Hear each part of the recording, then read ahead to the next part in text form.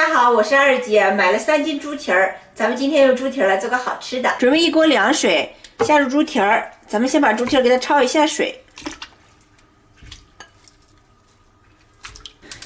大火给它烧开，加入葱姜，加入适量的料酒去腥。猪蹄儿开锅之后煮了有5、6分钟，咱们给它控水捞出，装到大一点的盆里。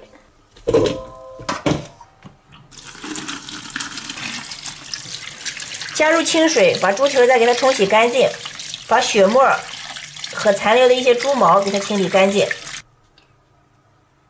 用镊子把残留的猪毛给它拔干净。洗干净的猪蹄儿给它装到另外一个盆里。处理好的猪蹄儿加入到高压锅里，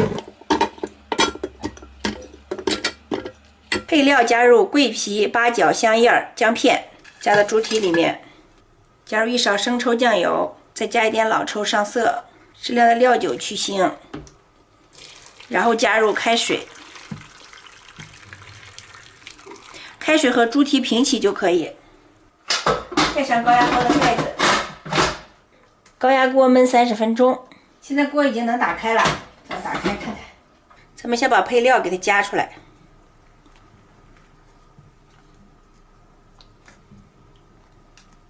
然后把猪蹄儿给它捞出来，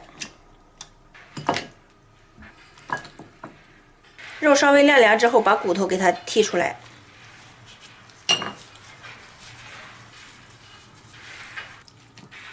3斤的猪蹄儿剔出来的骨头和肉，剔下来的猪蹄肉加到炒锅里，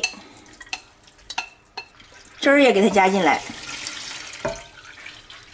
然后开大火将猪蹄儿收一下汤汁。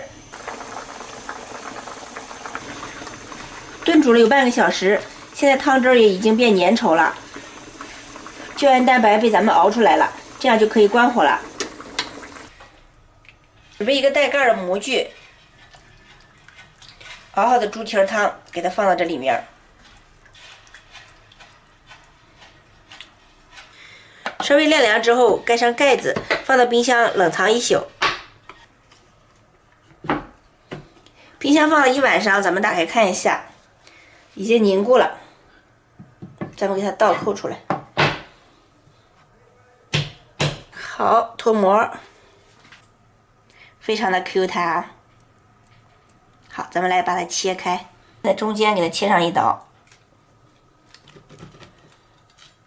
接下来把它切成片。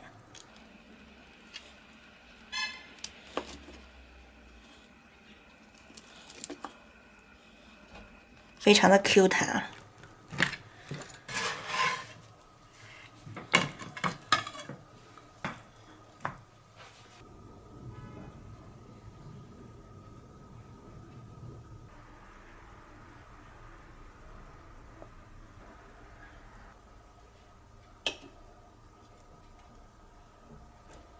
做好的猪蹄冻蘸上自己喜欢的料汁儿，真的是太完美了。